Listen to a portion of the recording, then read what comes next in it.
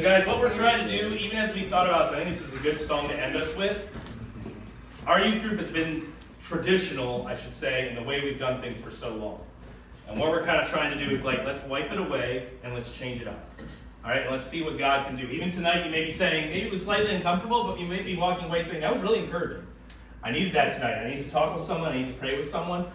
And even in our discomfort, that is when God can really work. So let's think about that as we sing this last song. Let's make room for Him. We sing.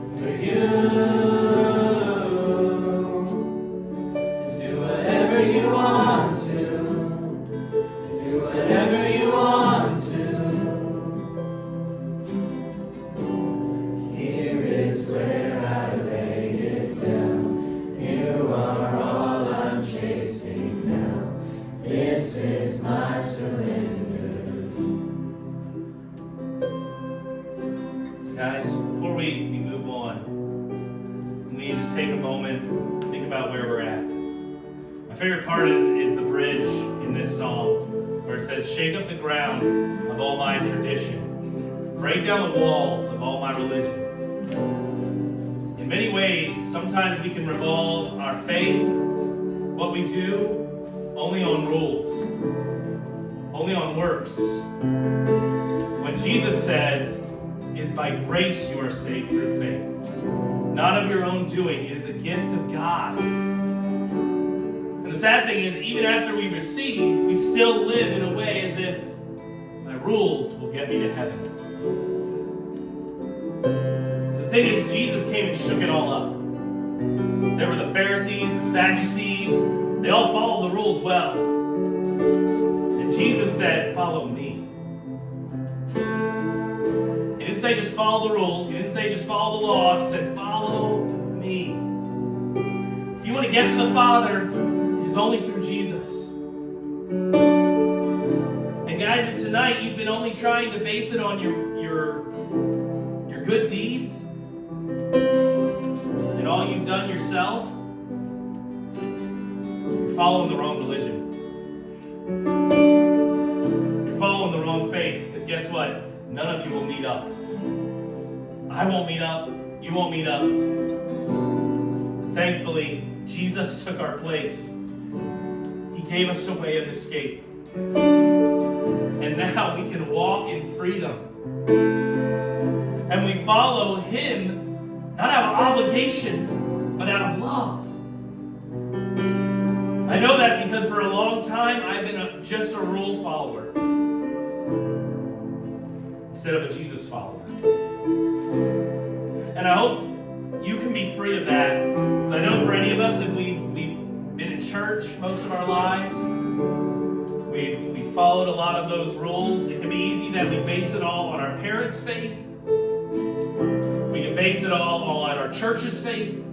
We can base it all on our pastor's faith instead of our own faith in Him.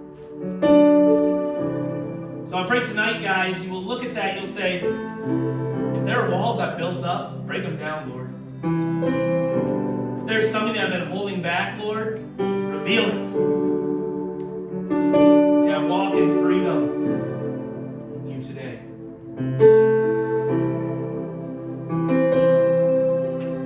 Shake up the ground, all my tradition, break down the walls of all my religion. Your way is better.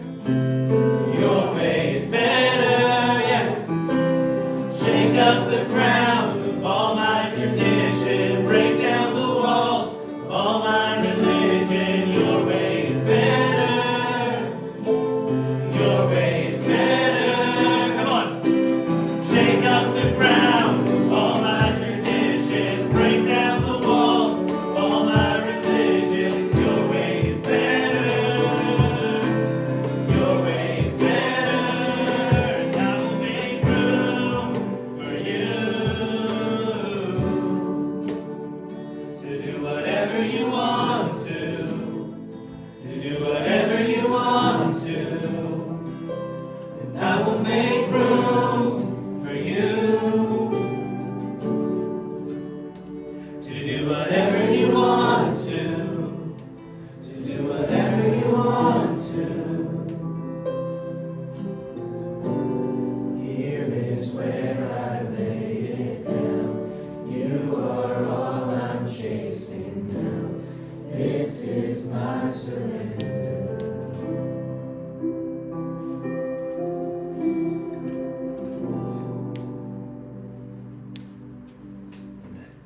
You guys can have a seat.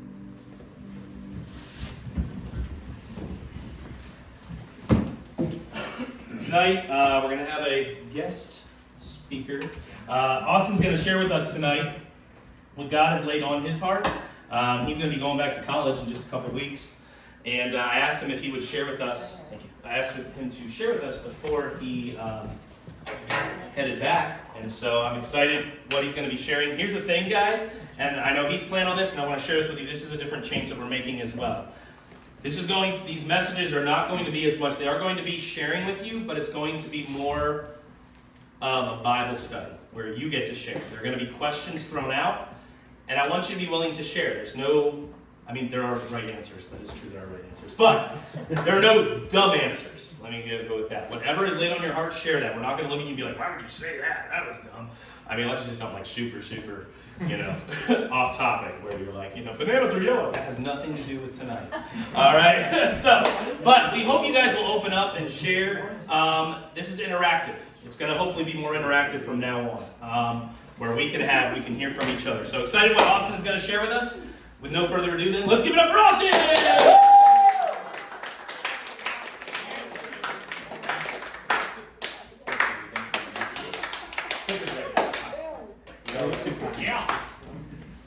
Well, as Arvid was saying, I am going to be leaving y'all shortly to go back to college, and I am eternally grateful for another opportunity to talk to y'all because, man, I feel like the least worthy person every time I get up here, but at the same time, it just makes me want to do it more because I remember right whenever I was in y'all seats, it really was not that long ago, but this youth group meant the world to me, and it was one of the things that I called my home. So I want to be able to give back to y'all and help the same way that you group helped me. So let's all come together for prayer and then we'll start. Dear Heavenly Father, thank you. Thank you for today. You give us so many reasons to thank you and so many reasons to love you. And I'm just awestruck for them all. Thank you for this place. Thank you for these kids and all these leaders. Everything they've been able to do, not only for me, but for each other. I pray you completely take over tonight. This is not something that I could do of myself. I am not a speaker. I am not qualified, but through you I can do anything. And you are more than qualified to do anything that you will.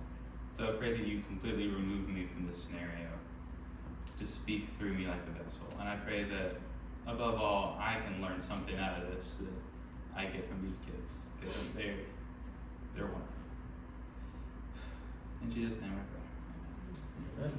So as RJ was saying, we're going to try to reshuffle things around a little bit. I definitely want this to be interactive.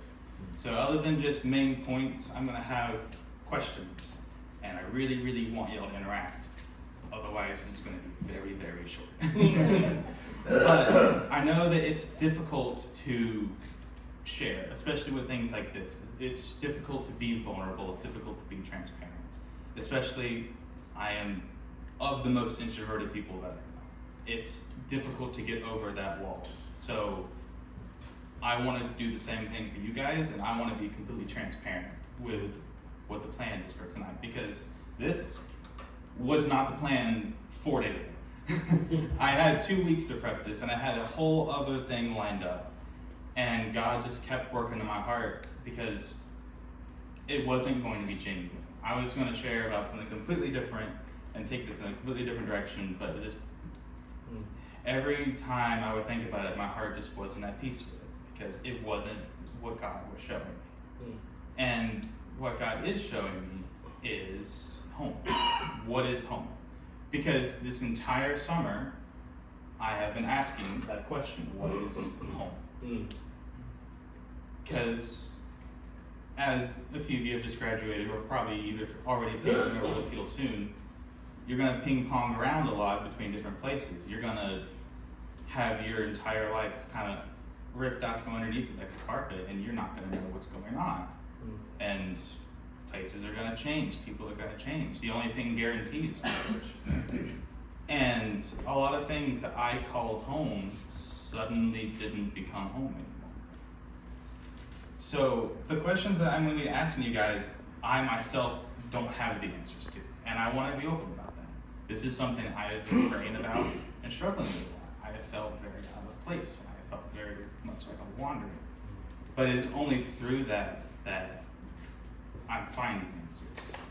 And actually, Joey, it was a quote that you brought up in one of the young adult meetings that we went to way back in like February or something. It was, if fully depending on God is the goal, our disadvantage, or our weaknesses are our advantage.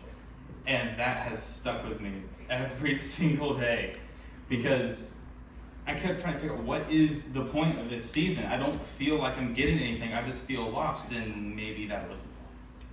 Because I'm feeling lost because I'm reaching to places, I'm reaching to people, and I'm not reaching to God. So that was a big, long tangent to say that this is something I'm learning too. And I'm hoping that you guys can help me just as much as I can help you. Because this is not me, this is God. So, can someone read for me Matthew 7:24 through 27? Bam. Immediate hands, that's what I like to see.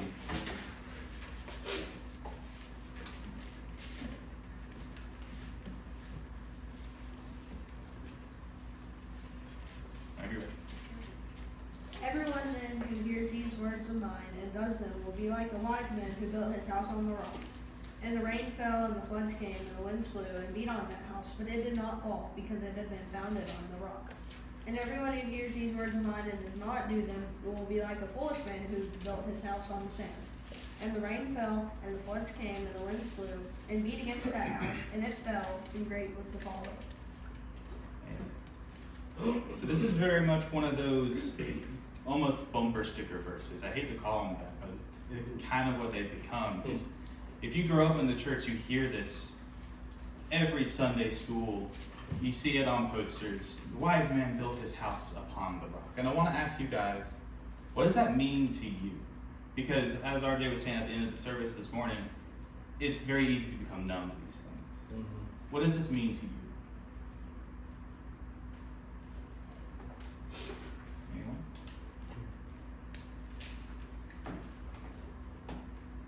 Anyone? I know that saying, like, God is our rock, what that means to me is He needs to be everything. Like, I mean, when I think about every aspect of life, I think sometimes we think, like, I don't need to include Him in everything. But really we should. We should bring Him into every aspect, whether that be our hobbies, whether that be the things we just enjoy on a day-to-day basis, whatever it may be, it's saying God is a part of it. You know, He's right there with me. I mean, that's kind of everything is found in Him. For me, when I think of like God is our rock, foundation, or our security, I think of like whenever you're building a house, you have to have like a foundation, whether it's brick or whatever, you have to have something that you're standing stable on. And not, I mean, for everybody, it might not be God, it should be, but I mean, everybody has different things that they consider like their stability. Like some people think it's their family and everything like that, but for me, it's God, and it's like there's reasons behind like everybody has why He is the foundation. I think one thing just that I've been able to realize, like even more recently, is just like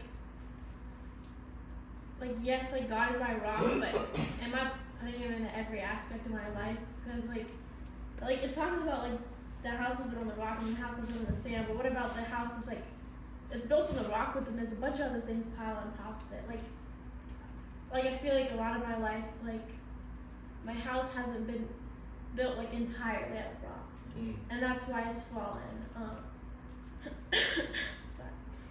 But just like putting God into every aspect of my life is what's gonna strengthen it, is what's gonna like really build my foundation. Like it's not just about like having God as your rock right here, and then you can put everything else. Like I feel like that's how I always pictured it, was like He's my foundation, like He's there, but like then I have everything else.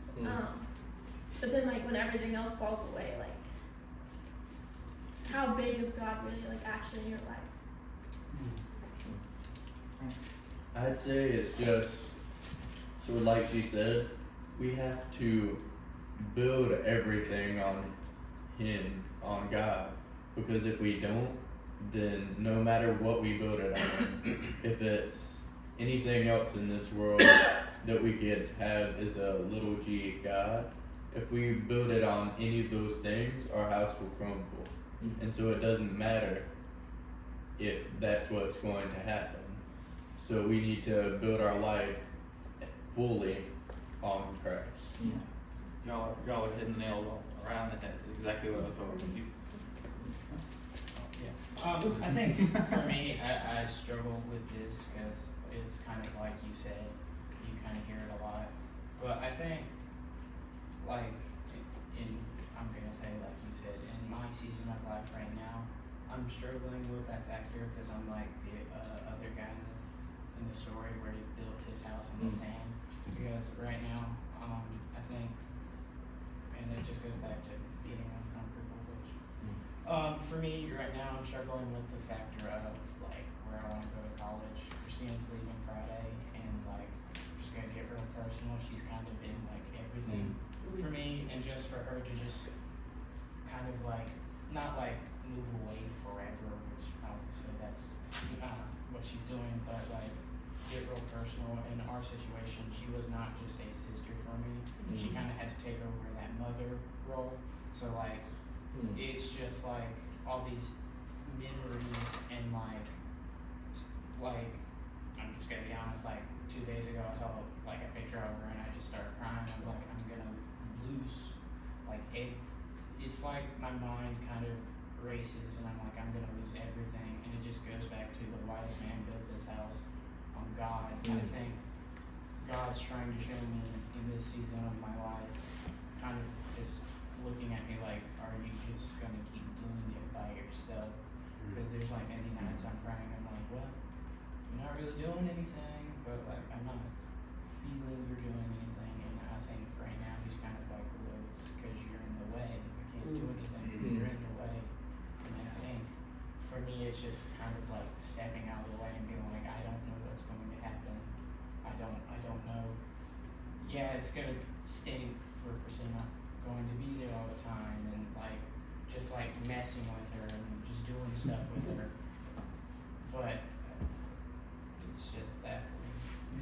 No, thank you for sharing. It's not an easy thing to talk about, but yeah, that's perfect because my next point was talking about whenever I was younger, I always thought it was more like, oh, God is our rock. He's our firm foundation. He's gonna stay there through every storm, and that's not necessarily wrong. That's not wrong at all. But I've taken a whole new perspective to this verse when I'm looking back at it, and it's the sand. What does it mean? Why sand and why rock?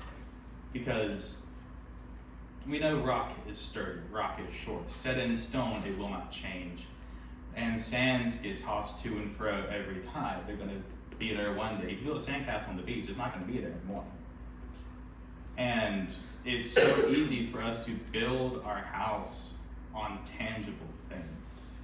And not that you shouldn't enjoy Christina being there. 100%. Yeah. Having a sibling that you enjoy being with is priceless. But when you build your life, when you build your stability on something that's changing, your stability will be tangible as well. And that is something that I have struggled with immensely because it takes me a lot of time to adjust to places. It's like schools. I never really felt at home at Faith until my senior year. And then I'm not at Faith anymore. My sands shifted. And the house in the story, it stands for a time. And then the storms come. And then the storms come and all the sand gets shifted and your house is gone. So I want to ask you guys, because wonderful example, Curtis, what are some other sands that we build our houses on? And how have they fallen for you guys, if you want to get it personal? I feel like just any relationship you have, like not even just like with siblings or family, just any relationship, like friendships, like marriages, or like if you're holding them up higher than God, or just honestly anything that you're putting above God and like putting in His position. So it could be like music, TV, actors, anything. So true. I would say one big one is money. As Solomon says, it's like chasing after the wind. I don't know if you guys remember when I was on Encounter, but I yelled a lot about being satisfied, and money was a big one for me.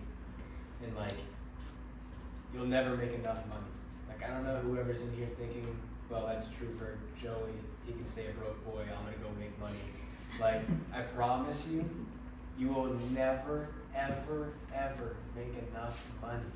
It will never happen, and so many people try and do it, and so many people who are wealthy are what? They're depressed. Why? Because what you're saying, it's sand. It never amounts to anything. Some of the most depressed people in the world are the most filthy rich because they built their life on sand. For me, it's self. I know, especially being a father and a husband, and I'm like, man, I've got to have it all figured out. I remember back at the last church I was at, and I lost it, and they said, you got 3 months to find somewhere else. I'm like, I just moved out to Michigan with my family. Like, I've got no one nearby, and I start to freak out, because I'm like, I have no idea what the next step is. And we just had a baby. We had just had Serenity, and so there were a lot of thoughts going through my head. I'm like, how am I going to figure this out? And God was like, why is that even a question? It's not how are you going to figure it out, it's what am I going to do? And I think if I just would have stopped, that was definitely a sand for me, was myself providing, trying to figure it out for my family and thinking this is about me instead of about him. I'd say for me it's been money. Most of the folks here know a little bit of my story when we moved up here. A year later, I I lost my job basically because of COVID. And we were in the midst of building a house and things like this, right? And not knowing what's gonna happen, and then we start questioning, did we make mistakes? Were we not supposed to come up here? Right? And I actually had a conversation with Starla about this very thing. We didn't come up here because of money. We came up here because we felt like this is where God was leading us. And at that moment, that's when you realize what that foundation is, right? That was a trial. I think you just looked up James. It talks about count it all joy when you encounter various trials. You can't. It's not something you can do if your foundation is temporal things. And I think you were kind of alluding to that as well. But you know, it's not. Your foundation can't be something that can change, and be at that point. And that became more real to me at that point than any time in my life. Really, we didn't come here chasing money. You know, we didn't come here because our family's here. Those were bonuses. You know, that was God reaching out and saying, "I'm gonna do this for you, despite me." You know.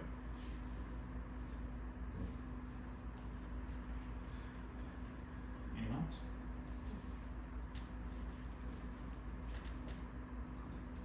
Well, so God is our foundation, is our rock, our stability. Because friends come and go, places come and go, jobs, relationships, roles you play come and go. And they have certainly came and gone with me, and they're gonna come and go with all of y'all. But the one thing in life that will not come and will not go is God. So God is our foundation and our stability. Walls, apparently. Love it when word goes through it. Apparently, I love it when word does that. But yeah, can I get someone to read for us Psalms 46, 1 through 7? Anyone?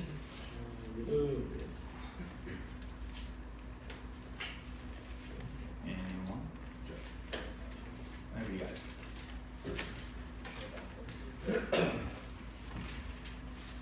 Psalm 46, 1 to 7. Alright. God is our refuge and strength, a helper who is always found in times of trouble. Therefore we will not be afraid, though the earth trembles and the mountains topple in the depths of the seas, though its waters roars and foams and the mountains quake with its turmoil. There is a river, its streams delight the city of God, the holy dwelling place of the Most High. God is within her, she will not be toppled. God will help her when the morning dawns. Nations rage, kingdoms topple, the earth melts when he lifts his voice. The Lord of armies is with us, the God of Jacob is our stronghold. So, oftentimes in the Bible, and especially in the biblical era, walls are a symbol of power, they're a symbol of protection. So many cities have these grand walls. Think Jericho. Walls are safety, walls are power. And for us, the walls of our house can quite literally be our safe space. They are our refuge. They protect us from the weather outside. But God is our refuge. And I wanted you guys to think, how has God been a refuge for you? Because that's why we have this youth group called that. This is a safe space for us. But how is God a refuge for you guys? Personally.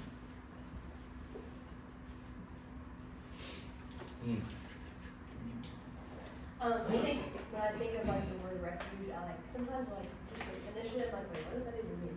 But I think like with my relationship with the Lord, I just lost my train of thought. I'm so sorry. So That's you're so perfectly great. fine. Sorry, I lost my train of thought. It was literally It's gonna be really good too.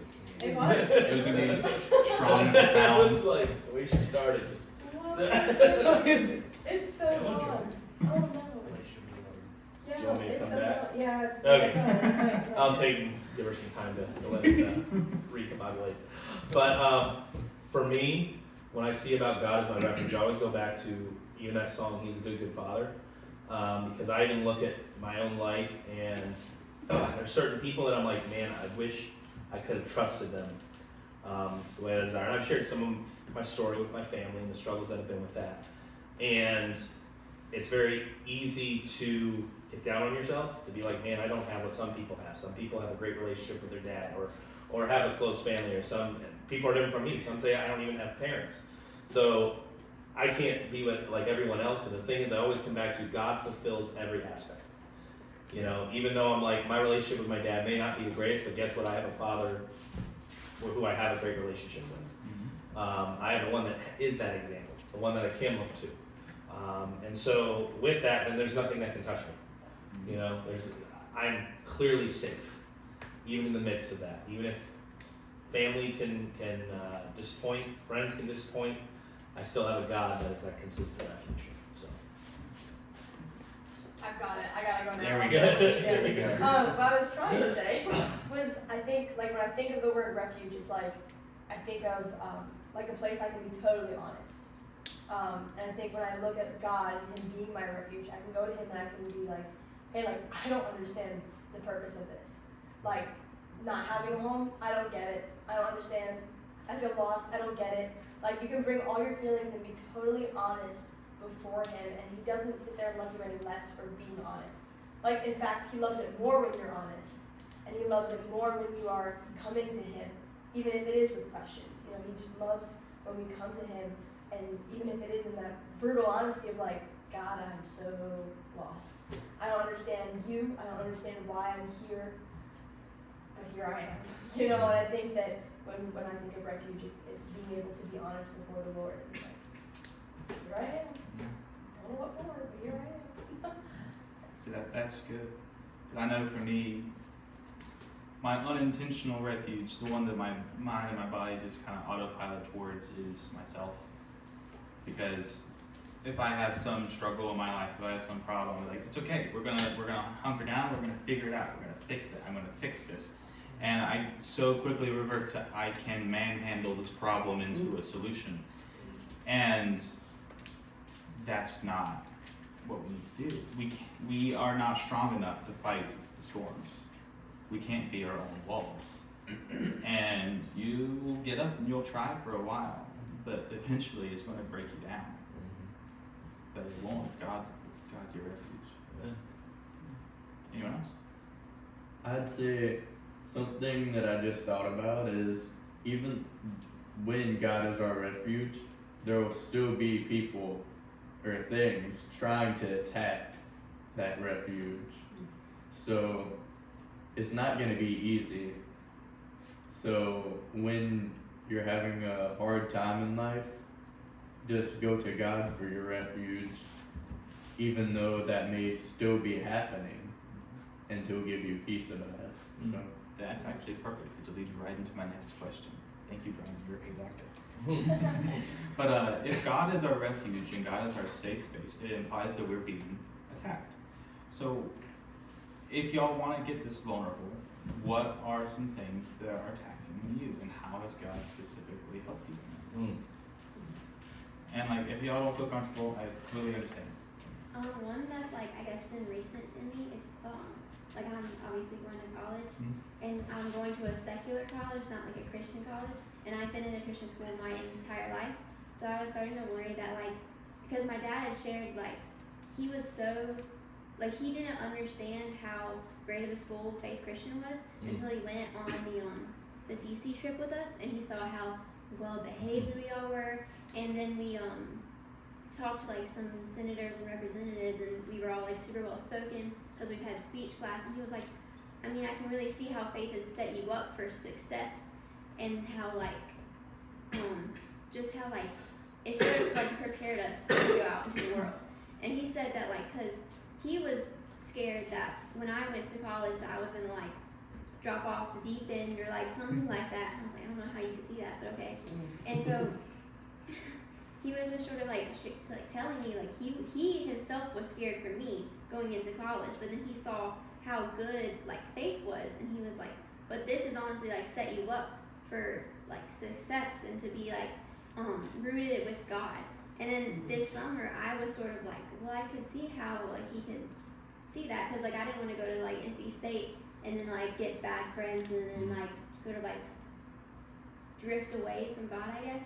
And then I went to the orientation that was at NC State, and like I was hanging around all those people, and it was like, I mean, it was nice because they were all like in the same boat as me. They were like, we're going to this new place, and we don't know like what exactly we're doing. And then like I was set with a group of people who were like shared a major with me, and we were all sort of like in the same boat. We were like, we like chemistry, but we don't know what we want to do after college. So like that was nice, but then like just like it wasn't bad, but just everything that was going on and like all like the sort of, it was a little stressful. Like that pushed me towards God. Like at the end of the day, I was like, okay, where is my Bible? Because I want to get in it right now. So that was sort of like a reminder that like it is how you react to it. But like I obviously like in those 2 days, I wanted to be closer to God. Like after that, so that sort of like gave me a hope that like I won't fall off the deep end, I guess. And also I have a good roommate who wants to go to church with me, so that's great. That's great. If I could be of any reassurance, because I also went to a very secular school, and the people there are very interesting. I'll just say that. But I think the biggest benefit that it gave me is that faith sometimes isn't really faith unless it's tested. If you're always in an environment where it's expected of you and normal to follow God, and you never have to question what you have to do, that you get to class and open your Bible because it's what you've always done, it's very, very easy to fall into tradition and fall into habit when you don't realize it. And going to college and a school where people honestly are actively heavily against that really opened my eyes to how much of just habit it all became, because it's what you always do in Mr. Mack's class. But my faith became real when it became faith, and not just, well, this is what I've always done. So if I could give any encouragement, lean on that. Let those struggles not pull you away from God, but push you towards it, because you're gonna get, your faith is gonna explode when you lean onto God like that. It's gonna be amazing. I'm sorry, I forgot the question. If God is our refuge, it implies we're being attacked. What's attacking you? Okay, so I don't know how much sense this is gonna make, but so I feel like a thing that like really, what was that? I'm sorry. Sorry, there's chairs. I'm sorry. That didn't take long. Hold on. Okay, so don't laugh like you're looking at me. So for me, I feel like recently I've seen some people from my past that I was they were my family, I should say, but they're not my family anymore. And so I've just been struggling a lot, and this happens occasionally where I just like, I see certain people, or I hear from certain people, or I hear stuff about these certain people, the family members that I don't talk to anymore, and then it like sets me back so far. And I know it's like, it's pretty much the devil, and he's like trying to get in my head about things and everything like that. But like I like step back from everything. Like I don't talk to anybody. I step back from God, and like my relationships with my family, my relationships with my friends and everybody, and even my relationship with God, it gets very distant. And I feel like I've struggled with that for a while. I mean, it's gotten better. Like it used to go on for like months on end, but now it's not as bad. Like I saw somebody yesterday, actually. It was really rough. It was in a very public place, and then they came up to me and they hugged me. Now this family, there's certain people in there, they're very like they're Christians, but they don't always act like it. And well, this person, they came up to me and they're like, hey, can I hug you? And I was like, yeah, that's fine. I asked my parents, obviously, because, you know. And well, they whispered to me and they were like, I just want you to know that I'm praying for you, everything like that. And it like hit me really hard. And so then I turned around, and this public place, there was probably well over 1,000 people there. I just started bawling my eyeballs out. And so I feel like there's like people that like God, he puts people in your life at certain times, and he does it for a reason. But I feel like also the devil does too. Like he knows your weak spots, and he knows when and how to hit them. and I feel like that's how I've like been attacked in certain ways. No, that's very real. Yeah. I'll get you one thing. Because I remember, that was a quote from somewhere, I wish I remember. But it was like, yeah, God hears all your prayers, and the devil does too. And he knows exactly, like you said, exactly where he's going to hit you. And not only does he know where and how he's going to hit you, he's going to hit you on that bad Monday morning when your back hurts, you didn't sleep very well, and all of the factors, you were just not built up to handle it. That's when he's going to strike. And those are the moments when we have to lean on God more. Curtis, and then we'll keep going. I think for me, I think multiple things have attacked me because, like, again, being transparent, I'm still working on, like, making God my refuge and foundation, which is crazy that this came up because I've been trying to work on that more.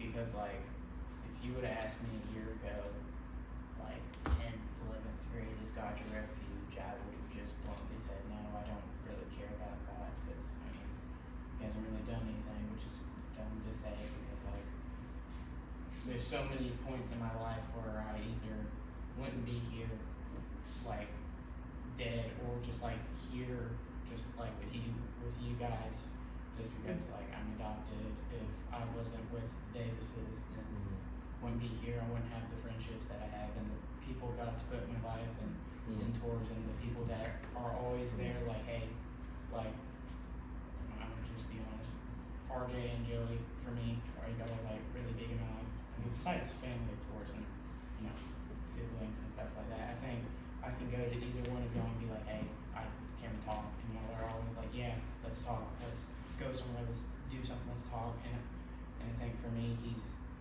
I think it kind of goes to what Lily was saying, Satan puts stuff in your life, and I think for me, I'm like a fixer, so like, for me, 10th and 11th grade, I was struggling with, like, what I want to be for people, or like how I should portray myself. So Satan would be like, well, maybe you should be funny, you know, maybe, and which is relatively good speaking, but there's right moments to do that, and there's right jokes to make at the right time. And I think it was just Satan was like, oh yeah, do whatever you want, like what. God will forgive you in the end. It's kind of like, I don't know if it was like a German priest or whatever said, there is no point for forgiveness because God's always going to forgive you. And I don't know why that quote stuck with me. I think it was just kind of like an excuse for me. I was like, oh, I can just do this and he'll forgive me. I mean, I'm a Christian, right? He's going to forgive me. So I think for me, it's just like a multitude of stuff, like anxiety problems, wrong friends, just me in general. I think I've, like, just to sum up the question, sorry, I'm rambling. I think I've been really one of the things that has stopped me from growing in my relationship, because, like, if something hits me, I'm just, like, shut down, kind of like a turtle. I just kind of come back, which is weird because I'm super extroverted. I don't know if y'all know that. I don't know if y'all know that. But, like, for me, I kind of do sometimes have to step back and be like, what are we going to do? What am I going to do? Because, like, it was never we. Like, for me, I just kind of feel like a new Christian, and like when you first become a Christian, you're like on fire, and you're just reading through the Word. I think I've had to kind of rekindle that fire for me, because like I said, a year ago you would ask me, I kind of just like spit in God's face and was like, I'm kind of done with you. Like, you haven't really done anything. So I think for me, it's been myself. Thank you for sharing. Yeah, appreciate that. So, God is our stability. God is our refuge. Man, things really don't like to line up. But, roof. Because we're building a house, y'all. Roofs mean a lot of things to a lot of different people. It's protection, watching over us. But also, it's a symbol of family. Everyone gathered under one roof together. And honestly, that is a huge thing for a lot of people to call home. They want to be with the ones that they love. And a lot of people don't have that. And when they lack that, they feel out of place. They feel like they need to belong. So, can someone read for me Romans 8, 9 through 17? I can do it. Go for it.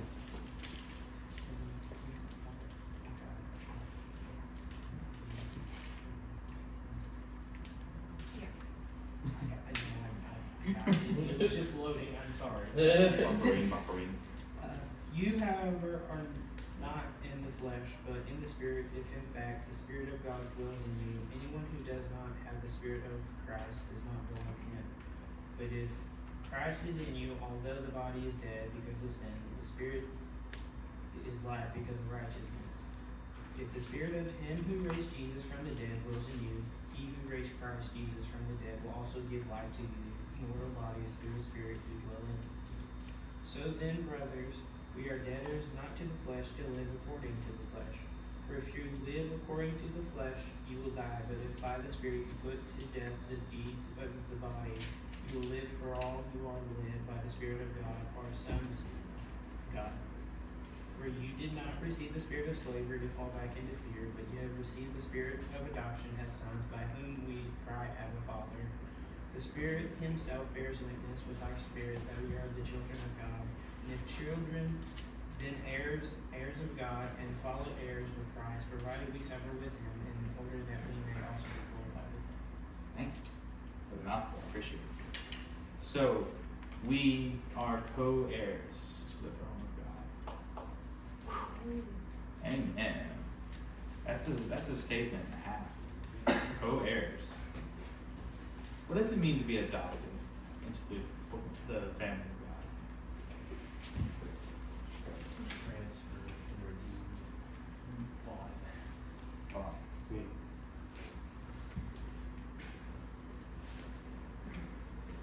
You know? What does it mean to be adopted into the body of Christ, into the family of God? God takes it in, like God takes us in as one of his own. Like he is like a father to us. When I was little, I was a younger brother. And my brother used to try to convince me that I was adopted. And that's every sibling, right? Yeah, but see, the thing is, I told him, you know what? They didn't have a choice for you; they had a choice for me. Oh. If I was adopted. Yeah.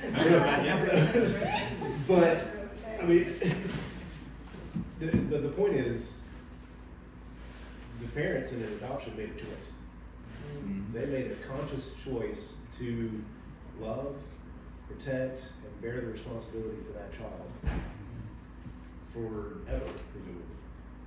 And that's a pretty big statement that God says, I'm adopting you. He chose it. But he didn't have to. Exactly. He goes out of his way to find you specifically, exactly as you are, exactly where you are. He wants to choose you, he wants to adopt you. I'm gonna say something similar to him, but we're accepted even through our failures. Exactly. Yeah. Sorry, I got your hand up. So, how does it alter your thinking knowing that we are not of this world, per se? We don't truly belong here. We are of the family of God. We belong with God. How does it alter your day-to-day thinking? I think it's comforting. You know, like I think when you think of like everything that's going on in this world with the election coming up and the Olympics and just everything that's going on, that we can look at it and be like, oh, what is going on? Like, this isn't my home. Like, do I have responsibility here? Yeah, I do. I have the commission. I have the great commission. I'm to go out and to share with others. But this isn't it. This is not final. And I think when I step back, I'm like, how I long for home. How I long for home. Man, this stuff doesn't matter. That's so weird. Because I have so many friends up at school who they worry so much.